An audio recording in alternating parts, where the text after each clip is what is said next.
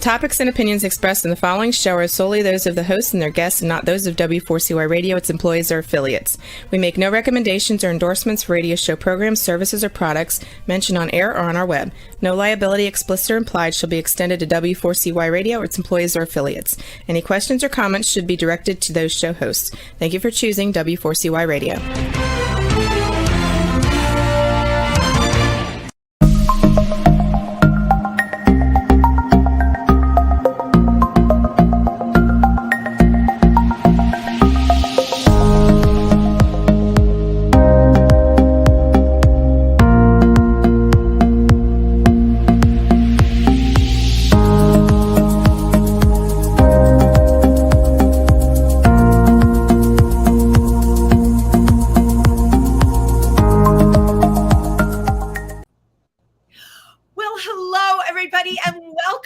Triversity Talk. I am Wendy Stewart Kaplan and a very special co-host tonight. Introduce yourself. Hi, I'm Evan Laurence. The infamous Evan Laurence. How are you doing this evening, Evan? I'm doing great. I'm so busy getting ready for Jersey City Pride and a bunch of shows coming up. And I've also been selected to make headdresses for Joe John Batista's production of Cold Blooded in the fall. Get out. That's new news. Wow. I have to tell you, I thought what you were going to say something like, and I've been selected for head, and I didn't hear the headdresses. Wait for you to, that was just a little joke because I'm a kidder. You know that, but that is really excellent. Ladies and gentlemen, for those of you, you've seen Evan Laurence on the Triversity talent shows and on Triversity Talk as a guest. What you may or may not know about him, besides being a performer, a producer, a writer, he is an amazing designer, particularly he could design anything, but particularly these incredible headdresses. Thank you so much. Crowns, yes, and you like doing crowns and things like that, right?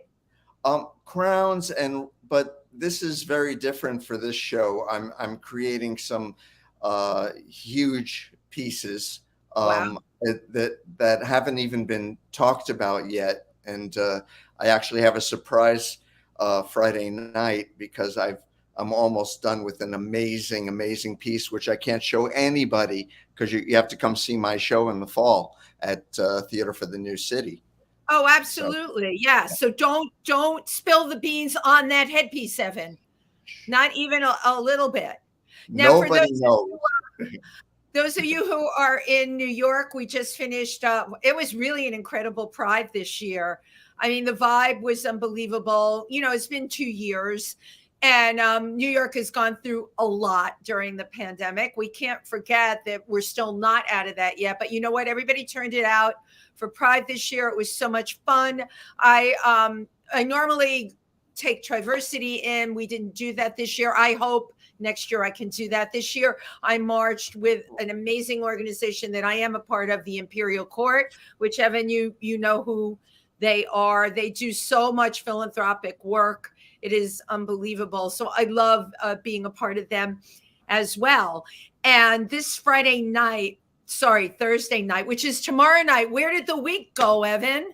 I don't know. It went so fast. But Thursday night from 6:30 to 9, you can catch our incredible show produced by Chauncey Dandridge at Stonewall. Starts at 6:30, finishes up around 9. The name of the show, it's a fundraiser. It's called Abort the Court. And just from the title, I'm pretty sure you can figure out what the show is about. And, Evan, a lot of the people that are in the show, I think you've worked with. We know a lot of them. So I'm curious how, as performers, how they take this theme and what they do with it. I'm really excited, and I have my ticket. I can't wait to do that. Oh, my God. Great. Oh, I need your support. You know why I need your support? Because that little tidbit about me, everybody, my mind is like a sieve. I actually write lyrics to these parodies that I do that are very funny. If only I could remember my own words. But enough about me. Speaking of somebody that knows their own words, the first time I ever saw our guest tonight was at a show at Stonewall. And he he got kind of scantily clad during his performance, but you know what I love so much about him? He sang a song about being body positive. And then I saw him perform at the Q. And then I saw him perform at Pangea recently in Colby Cole's show. And I have to tell you, major talent, young, it is all ahead of him. Okay, I want you to put your hands together for our Grammy nominated singer songwriter, J.R. Price. Yes. Oh my gosh. Thank you for that wonderful introduction. Oh my God, that's so beautiful. Yeah, you've seen me perform a lot. Oh my God. How did that happen? I don't understand. Like all of a sudden the universe put you in my life. Why you? Yeah, because we're meant to be friends, Wendy. We are meant to know each other. Same thing happened with Evan, and our paths continue to crisscross.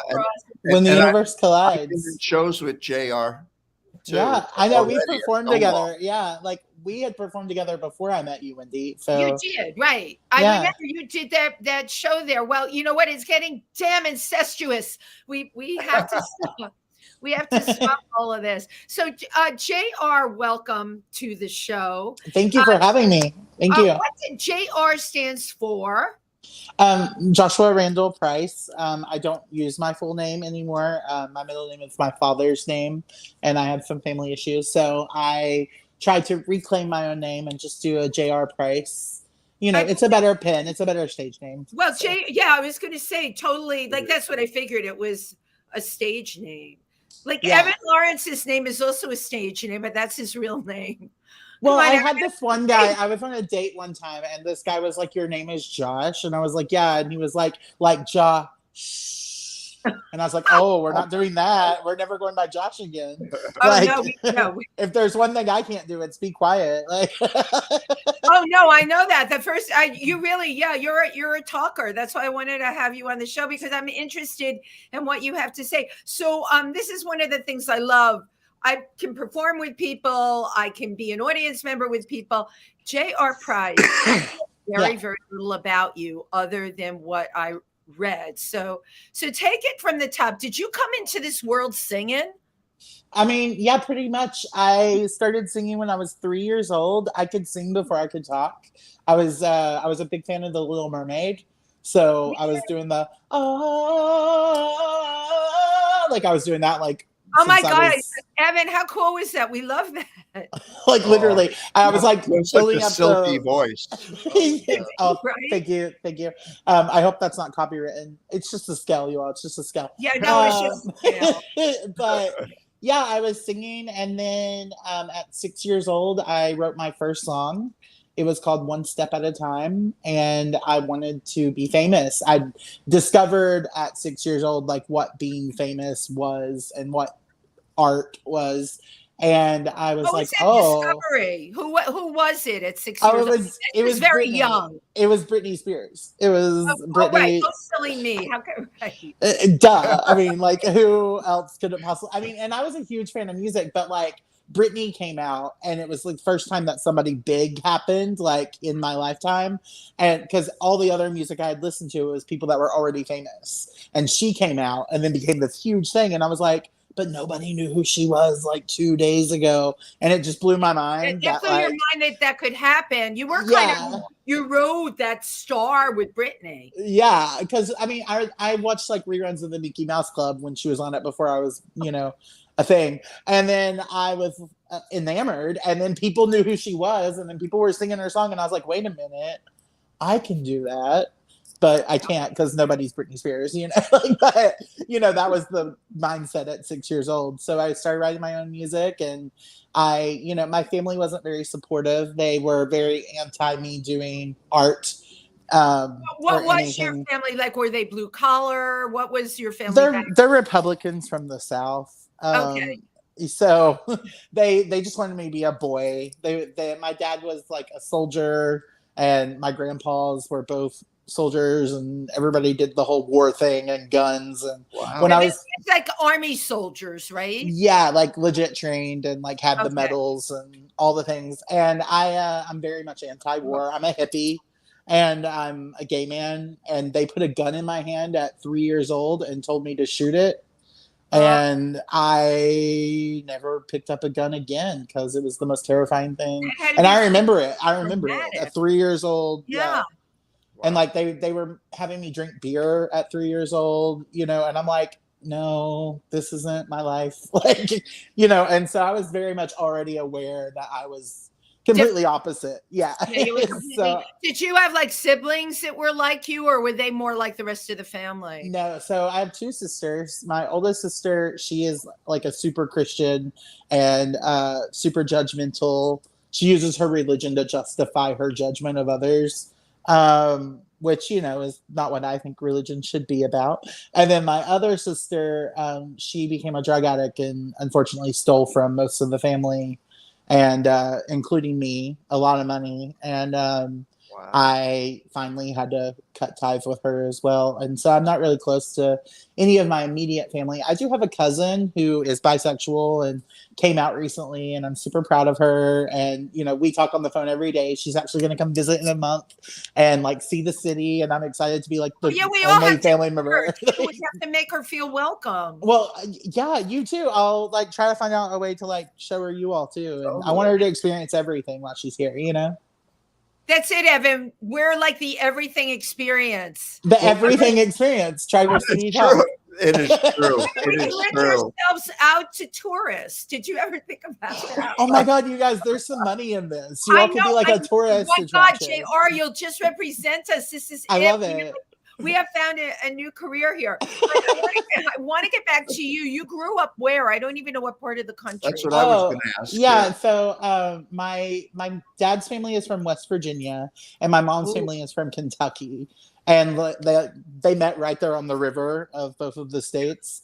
And my dad was married to somebody else, and my mom was married to somebody else. And they had an affair and got pregnant with me, even though neither of them could have kids anymore. Like, it was this crazy story. And I was a miracle baby, but with 2 people who were cheating on their spouses. And how white trash can you be? I mean, yeah. And then we grew up poor and in Kentucky, and we moved to Texas and a bunch of other places. And I was constantly moving growing up, but all of the southern places that you could possibly think of. The states. Wow. Yeah, we were just too poor, I think, to like stay in one place. So we had to constantly keep going where the opportunities were or something. How rough for you? You had to keep making new friends. And what was that like for you? Well, I never really had a lot of friends. I mean, like I had like 1 or 2 close friends whenever I would move somewhere, and then I would move and have to start over, and it just kind of became routine. And then that I didn't really understand how much that was affecting me until I became an adult and I stopped moving. Because now it's kind of hard for me to like have friends longer than 3 months, because I'm like, oh, like we're still friends. Like you're still in my life. Like it's just kind of that is Evan what I had to get used your to. Friends. We're gonna say, right, Evan? Aren't we gonna say? Totally. But I want to know, when was your breakaway moment from all of that? Your significant breakaway moment where you became free? Yeah. Well, it's a long story. I mean, obviously it's me. But I was always into boys, obviously, and I fell in love with one who moved in with me, and I was still in West Virginia. I had dropped out of school. I went to school originally at Moorhead University in Kentucky, and I dropped out for a previous boyfriend. And, he told me that I made up the whole relationship in my head. And so I like didn't know what to do. And then this new guy came into my life and moved in, and I thought we were going to be happy. And while I was at work, he packed up all of his stuff, and I got home to a Post-it note saying, "Hope we can be friends." And I was planning our wedding. Like I was like tutoring his mom and taking care of his mom's dog. By the way, I have a massive dog allergy. And I was doing all this stuff. Anyway. And I did it anyway because I loved him, and he was in school to be a computer person, and I was just working at McDonald's. And I got home and he was gone. And I had given up music for him at this point. Like I wasn't songwriting because he didn't like it. And when I got home and I saw that no matter how much I tried to appease this person, like it wouldn't work. I just became the anti of like being something for other people. And I just wanted to be something for myself. and I went back to school. Well, first of all, I went through a lot of personal stuff in that time period where I like lost 200 pounds and I, got really depressed. And then I finally got better and I decided to go to school and I got my degree. I spent 5 years at the University of Kentucky. I studied theater, vocal performance, musical theater, dance, music composition. Yeah. Wow. My family only agreed to sign the papers because they thought I was going to study education. So I had to like lie to my family to get my degree. Yeah. And now I'm stuck with all this student loan debt and, a career in the arts. And like, what does that even mean? Welcome to the club. But if I didn't do it, I would have been just still working at McDonald's, so nothing wrong with fast food workers, I mean, like, still to this day, like I'm not in a above minimum wage job or anything. I just working in an environment where people are constantly berating you, whether it be the customers or the managers or the, anything really. It was just like too much. It was too much. And now that I'm an artist, I work as a coach tech guy now, but even in that, like I'm still like owning my worth because like I'm not in fast food anymore. Like I'm at a job where I can sit and like while I'm at Coach Tech, I write songs and I like work on my music promotion. And, it's really a minimum wage job, but it allows me to do my music career at the same time. JR, you just hit on something, right? We've all had jobs like that. I had, when I first came to New York, I had every horrific promotional job you could think of. I dressed up in a chicken suit for a restaurant. I want pictures of that. With guys with me saying nice breasts. Okay. I had every horrific job. And you think to yourself, this is never going to end, right? Because we come to New York, and this is where I'm going with this. You came to New York because why do we come here? Because I hate to use the cliche. If you can make it here, you can make it anywhere. And also here, you can just fade into the woodwork. So many great entertainers started their careers here. So kudos to you for doing that. You got out of the McDonald's job. You're now in something, what I call the second stage job. Sure you've had them. I've had them where, it's certainly not the be all and end all. It's some money. And you can sit there and write your music. You can sit there and leave your lines for a show. You don't feel completely worthless. And that's a good place to be. Yes. Yeah, I think so. I mean, it's definitely better than Kentucky. I mean, when I visited New York for the first time, I got on the subway and nobody looked at me. And I know that people are like, oh my God, nobody looked at nobody looked at me at home or back in Kentucky or West Virginia. Whenever I would go anywhere, it was always people like filming me and like putting me on the internet to make fun of me and like stuff like that, or like making fun of me just to my face. I would walk home from school and they would throw fireworks at me and like yell flamer because I'm gay. I mean, look at me. I mean, I've always been like this. I haven't changed and I refuse to. And, when I got to New York, nobody looked at me. And I was like, oh, I belong here. Right. I'm home. And so I had to make it work. And to this day, it sucks, but it's home. And, the good and the bad and the ugly, New York is home, I love it here. But as you said, nobody looks at you here. So you can just be yourself, do your thing. And it's funny you're saying that because I can't fathom anyone looking at you like, why would they? Evan, you too. I mean, I could see if, I don't know, you went out into the suburbs with one of your headdresses on, Evan, people might look, but like, who cares in New York? You can, No, I went to Vermont and it was just my bald head and some earrings. And maybe I always wear my Native American necklaces. And people were looking at me like I was a freak. I was like, why is this happening in Vermont? Yeah, in Vermont. Change. No, anywhere but New York, honestly. Like I tried to move all kinds of places, and New York is the only place I can really be really me.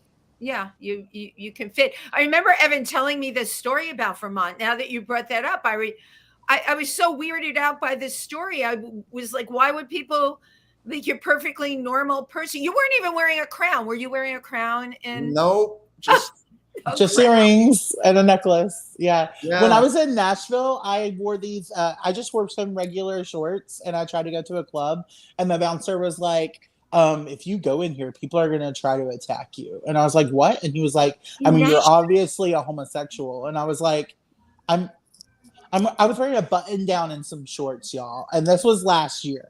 This was when I was like homeless during the You pandemic. don't know how, because I was born in the Bronx. I grew up here. And other than going a few other places, and I work in Africa and places like that, I don't leave the Northeast. I really don't ever. Yeah, don't. There's no need to. Yeah. When I hear this stuff, it just really blows my mind. It's really sad. And I mean, that's why I try so hard and fight so hard to just be really me all the time. Because I just hope there's somebody listening somewhere that's like, whoa, he refused to be anybody else. And like, it doesn't matter what these people are saying.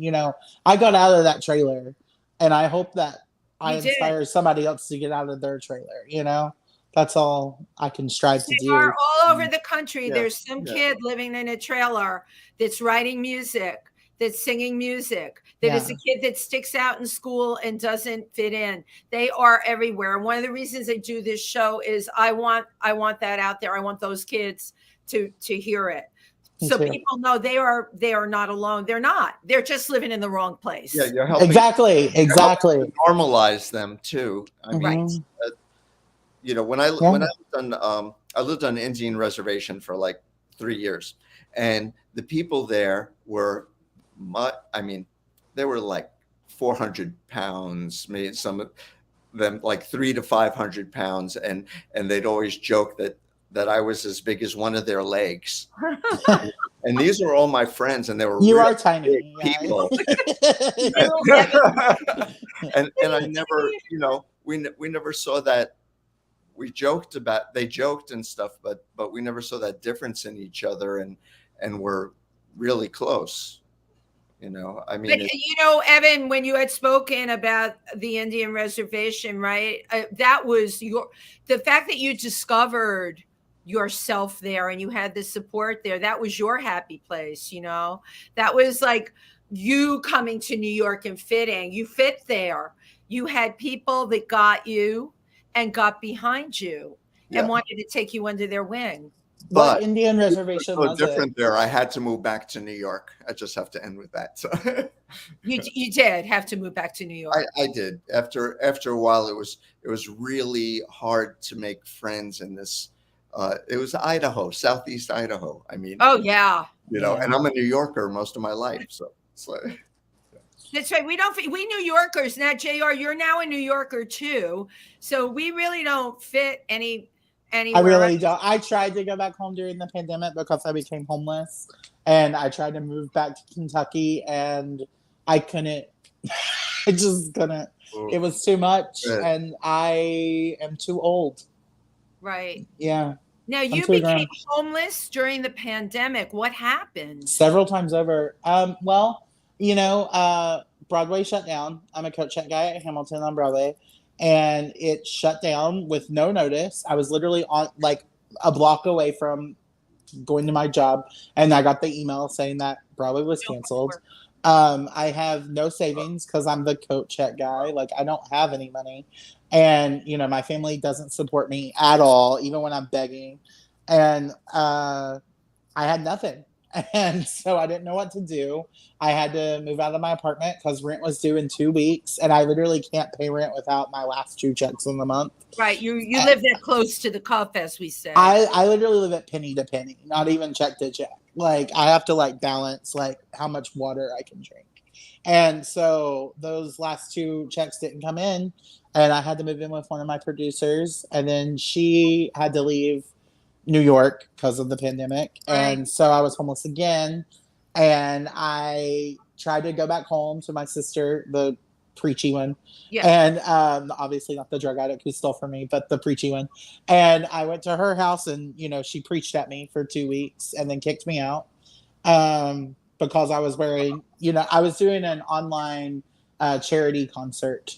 And I was wearing a J.R. Price outfit, which you know what they look like. You all see me perform. Yes. And I go downstairs to like put up the speaker after the show. And we raised like a lot of money for people suffering of COVID. And she's a nurse. And instead of being like, how did the charity go? Or did you raise money? Or anything like that, like any normal person would ask, she was like, are we just not going to say anything about what you're wearing?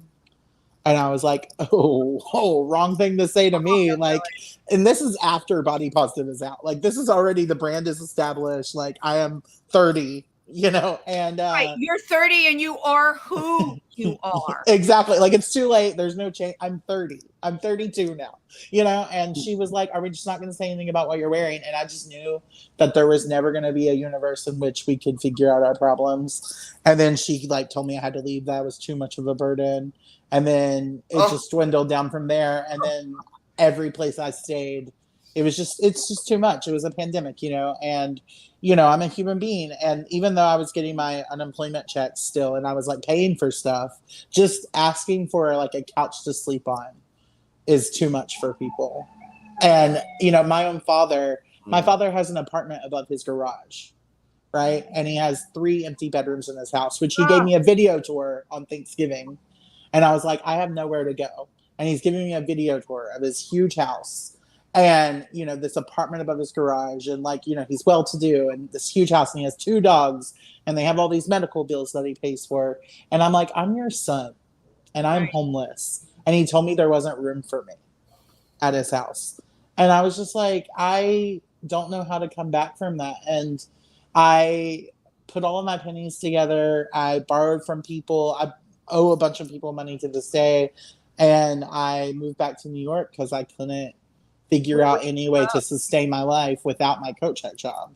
Right. And, you know, that's not even sustainable. It's been really hard. And I don't think that people judge me a lot because, you know, I'm somebody with a degree and I'm white. So apparently I should be able to like get a job that's better than the one I have, but I can't, and I try, and I work my ass off. I'm allowed to say that. I work my butt off. No, you're allowed. You know, you're totally allowed to say that. And you know what? You're talking about something. I'm not a person that says, "Well, damn it, pull yourself up by your bootstraps." Yeah, you have one job. Okay, you're putting it out there. We need to help you get another job, and all of us know enough people that we need to put that out there because I got to figure it out. I don't mean to make a whole show about that either. I don't know. But the show is about you. The show is about you. And if anybody here gets to hear you sing, which they are going to in like 30 seconds, okay, they'll understand why we just all got to get behind you like a breath of wind, the wind beneath your wings, and keep you going. Okay. And honestly, I just want people to hear my music. I think that is more important to me. I know it's not smart of me to be like, just listen to my music, but like, just listen to my music. That's really all I care about, you know? Yeah. And I know why. So we're going to play your video, Tiny. Let's go. Yeah.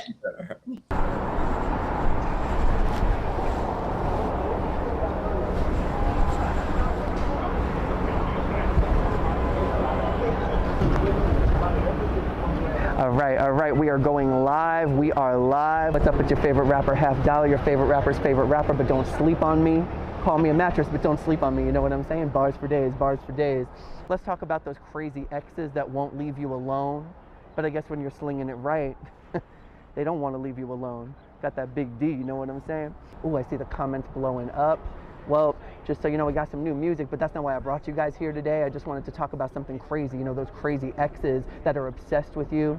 You hear me, J.R. Price, obsessed with you, won't leave you the hell alone because the way I've been slinging it like that, when you got that big D that they're just obsessed with.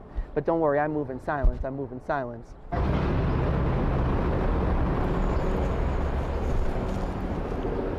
You're tiny.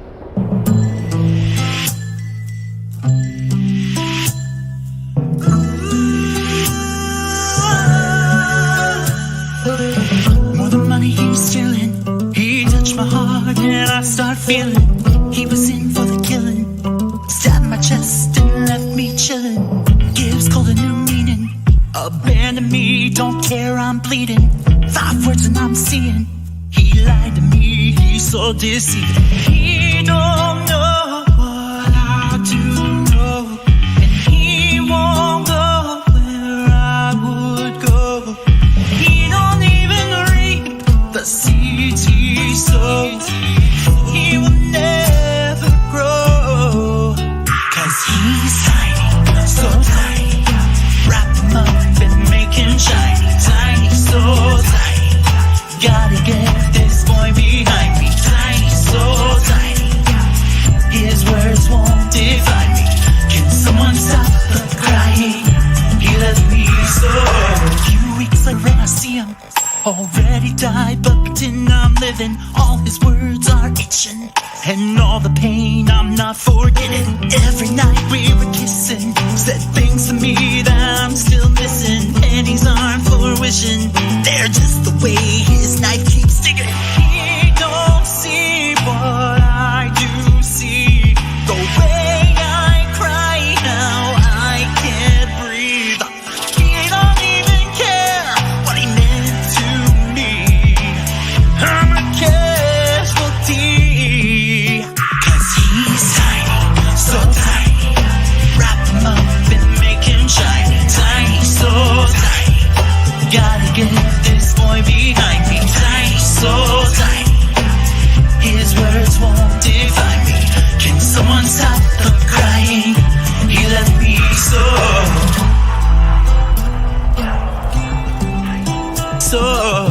tiny. Oh, he's holding you like he held me, like he held him. He's holding you like he held me, like he held him. He's holding you like he held me, like he held him. So tiny.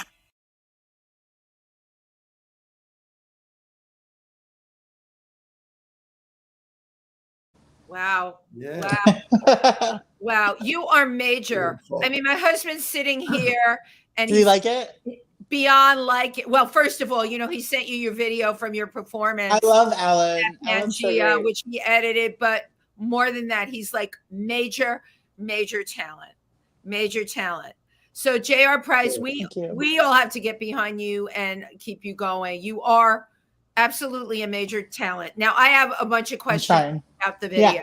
First Yeah. of all, let me give a shout out to our friend Alex Gelso, Satanya Face. Satanya Face, right? Can you imagine? Like, Yeah, It's putting in on the the video. persona of this character. Satanya Face, for those watching, is the person who plays Half Dollar, the rapper at the beginning. But that rapper is also a drag queen in New York who does spoken word and eloquent, beautiful superstar. Oh. Thank God I cast Alex before I saw his one-man show, because I saw his one-man show, Unicorn Who Discovered Self-Love, at Don't Tell Mama a few weeks ago. And it was mind-blowing, incredible. The amount of talent this human being has is just like, I'm just so glad I didn't know before the video, because I would have not been able to act with somebody who's that good. Oh my God. So you cast him and you had no idea. Well, first of all, an amazing performer, amazing spoken word, amazing drag actor. And you know what? An incredible human being with a heart like that. Yeah, incredible. Just one of the best people I've met in New York, so honestly. Big surprise for me when I was watching the video. I watched it before I saw it on the show, but I'm like, oh my God, there's Satanya. So first of all, I love the video. Now, you wrote the whole storyline for the video too? I did. I storyboarded the whole thing. I wanted to confront all the rumors. There's a lot of rumors going on about me being obsessed and crazy over my ex or whatever for writing a heartbreak album, as if that's not what a songwriter writes about. I don't know. But I wrote this, video because I wanted to just be like, you know what? If everybody thinks I'm crazy, then I'm just going to be the craziest that I could possibly be. I had recently saw, I don't know if you're Marvel fans, but WandaVision. Oh, yeah. And then the Multiverse of Madness. And just the Scarlet Witch energy of my life right now. And I was like, you know what? I'm just going to embrace it and go full on Scarlet Witch. And I incorporated a bunch of stuff for the video to pay homage to a lot of different things about my life. Like I lost my theater professor, Russell Henderson, in November. And he was the first father figure I had who believed in me. And I wanted to pay tribute to him. And when I was in a production of Hair, which he directed, he told me about how the hippies lived in Central Park and how, gay people would go and hook up in the forest and escape from the hippie tent and like go do their thing. And I wanted to, give caution to that kind of lifestyle of like hookups and everything that Russell taught me about, and how dangerous it can be. And I wanted to do that and then also tell this heartbreak story and then also just kind of prove that like all men are tiny and not to let a man make you feel tiny. So I really needed to show message. Yes. Yeah. Right. It's like this douchebag at the beginning of the video who is full of himself and not concerned about how much he hurt J.R. Price. And then I step out of magic nowhere and just put him in his place and go, you know what, actually, no matter how little you make me feel, you are so much just tinier. And yeah, you're a speck. You're a speck. You're that little in the gravel, like in the indentation at the end. Like that's how little you are if you can't see how much pain you've caused me or own up to it or care about it. Oh, and in that white lace shirt, I have to say that was so effective. Isn't it wonderful? I'm living for that shirt. Well, I wanted the white lace because I wear the white lace after, he's been tiny, right? Like that whole white lace outfit is me singing over his tiny body. And I wanted to be like, because I am pure. I did nothing wrong. I am innocent. Right. I wanted white lace because I am innocent in this whole situation. And the only red on me is the jacket that he was wearing. Because what's left is the damage that he left me with, that he won't own up to. And here I am with the damage of this red coat over my white lace. Damage. What was the role of the two women in the video? So those are my witch sisters. And because, we need a coven, like Hocus Pocus, there's 3 sisters. But their significance is actually, I wanted the 3 different sides of me to approach all aspects of, the heartbreak, because there's still that inner child, which is my blonde friend, Katie, and she's like having fun the whole time. And then Autumn plays the matronly sister who is more seductive and sassy and just that prowess and that ambition that I developed as I got older, that side of me. And that comes with being older. Yeah, that constantly getting older. And I wanted this like inner child and my future self, and then who I am presently dealing with the damage, to come together to shrink the men who have made me feel tiny. And it's not just about Half Dollar or whoever Half Dollar may or may not represent. It's about every man who has ever put me down or belittled me or told me. It's about my father in some ways, it's about all those people. And it's about all those people for everybody. Like if somebody is making you feel tiny, like it's because they're tiny. Because no person who has a self-worth is going to make somebody else feel small, and I just want people to hear that.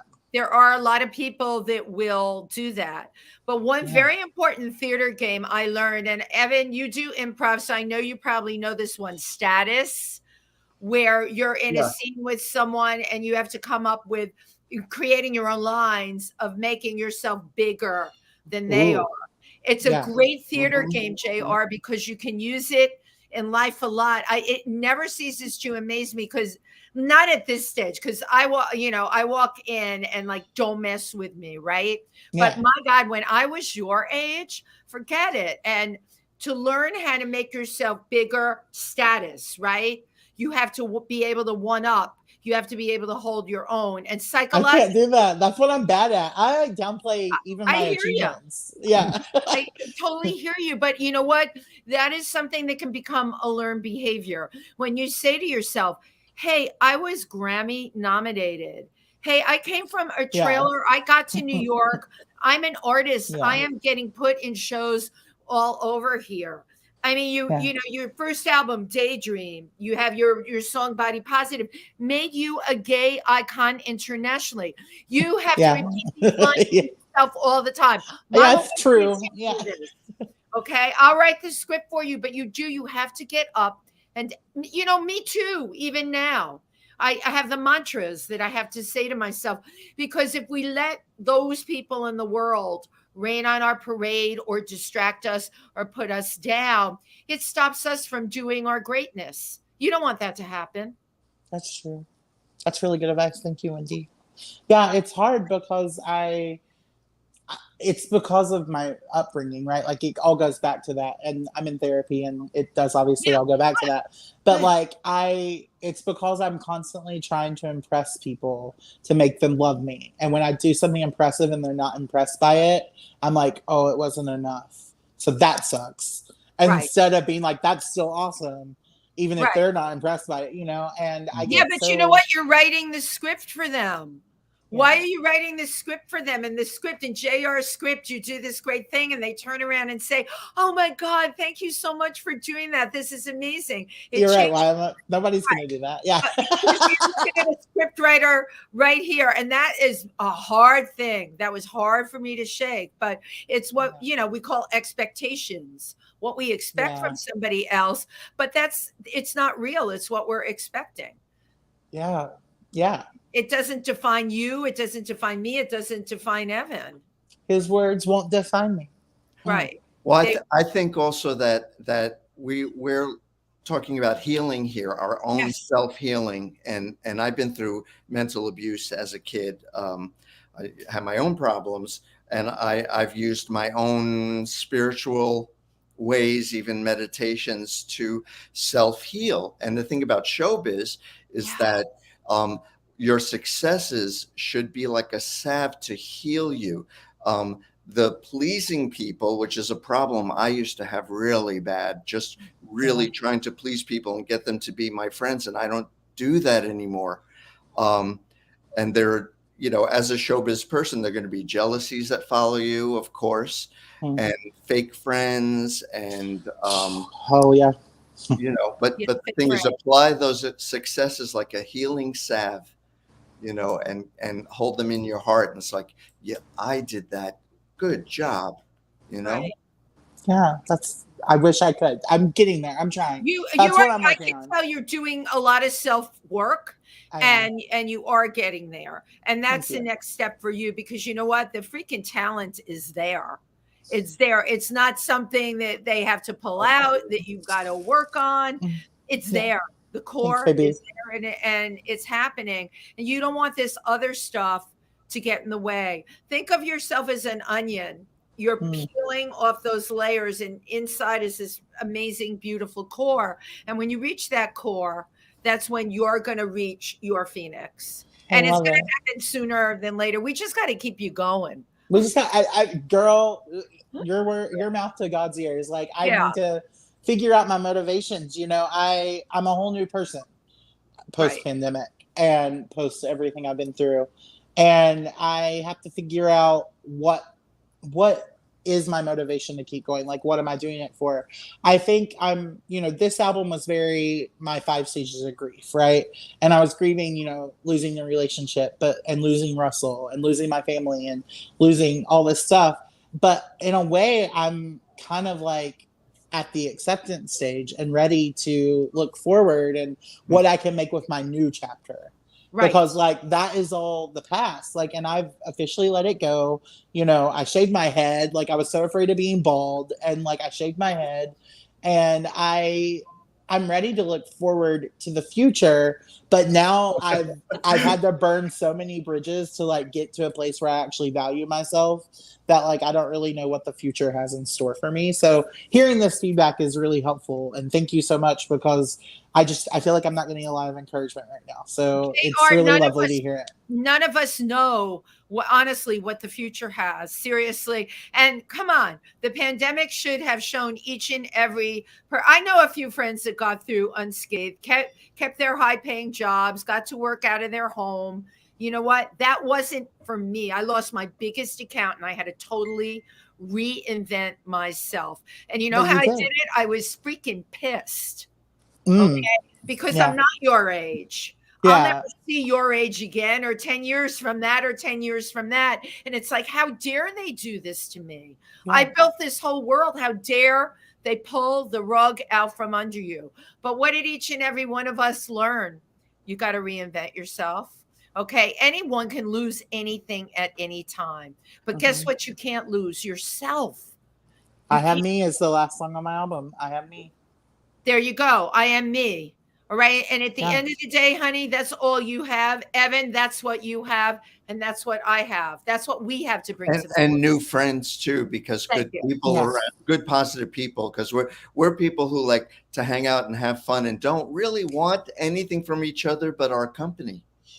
Our company and our creativity. And our we creativity. All work creatively with each other. Right. Well, but, that's the way friends should be, right? Like that's what friends, I don't know. I feel like other people want more or expect more.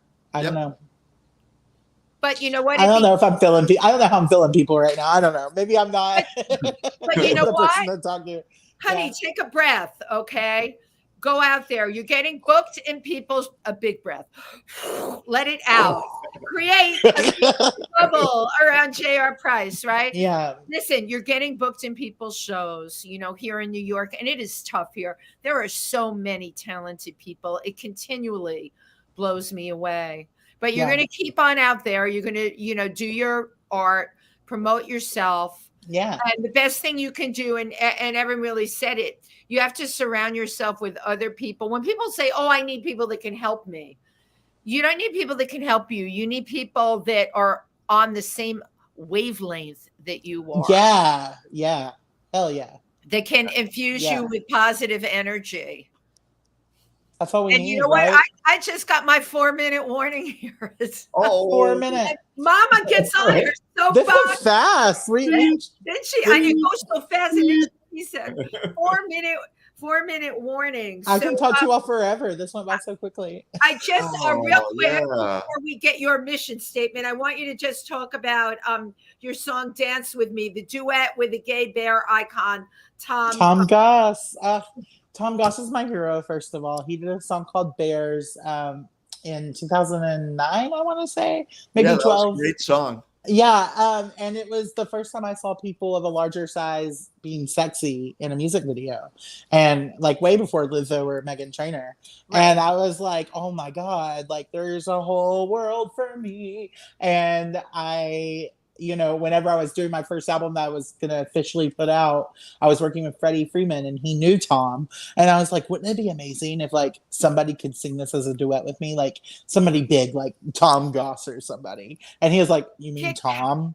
And he just like emailed Tom, and literally by like 3 hours later, Tom was like, oh yeah, sure, I'll do it. Because Tom is the nicest human being alive. He's honestly genuine and a hero, and he loves everyone and he cares so much. And he has never once said no to me or asked me for anything. He just constantly gives. And I'm not worthy, I'm just nobody from a trailer in Kentucky. And I am never going to let you say that again. Because never. Well, at the time, this was, before my Body Positive song even came out. Like this was when I was, at your literally lawn.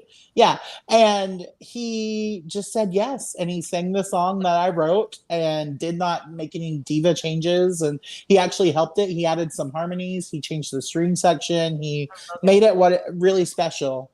And that song is just one of the most beautiful songs I think I've written. And to have like my hero on it with me, supporting me, and Freddie Freeman, produced it, who was another hero of mine. And it was just like kind of coming together to like give me the life I wanted. Because at the time I wanted to be like a gay bear, pop star. Right. And so I was like, oh, this is gonna get me there. And, it was really amazing. And it's just such a beautiful song. I actually wrote it about the ex who left me with the Post-it note to tie it back to the beginning. I love it, of course. The day before that, we actually had our final dance, and that song is about me reflecting in that moment of when I thought we were happy. And in my most recent relationship, the same thing happened. I had the one day of happiness, and then it was all ripped away the next day. So it's before everything goes away, dance with me. This is a whole other show. Why this happens? I have to have you back because it's a whole other show. Okay, you've got less than 60 seconds left. Yeah. all your handles. Yeah, follow me on Instagram at jrpriceless5eva because forever is too short. And you can follow me on YouTube. I stole that from Girls 5 Eva, my favorite song, or my favorite show. 60 seconds. Follow me on TikTok at jrpriceless5eva. Follow me on Facebook at jrprice. You can go to my website, jrprice.org, for all of the links to everything. And watch my music. I'm on Spotify, iTunes, Apple Music. Just JR Price. My new album is called Nightmare, and it's available on all platforms. Love it. And JR Price, thank you. Evan, Laurence, thank you. Thank you. Okay. Thank you all. Oh my Happy gosh. Pride, Thank everybody. you. No, Happy Pride. And thank Great you all talk. for joining us tonight on Triversity Talk. See you next week, everybody. Bye-bye. I love you.